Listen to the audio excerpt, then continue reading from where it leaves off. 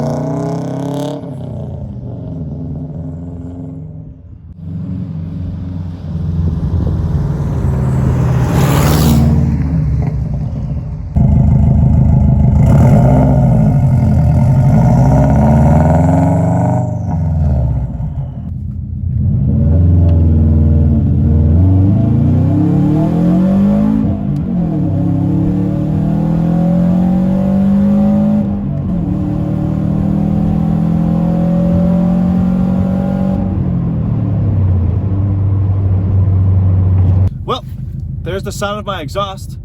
Hopefully you heard it well enough.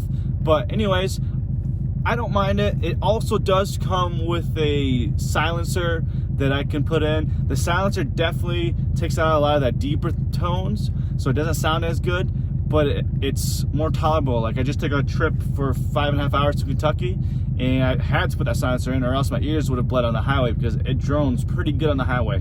So I either had to do some more noise deadening in here or just change out the actual muffler on this exhaust system to get one that muffles it a little bit more to get rid of some of the droning. But anyways, stay tuned with the build. See you next time, guys.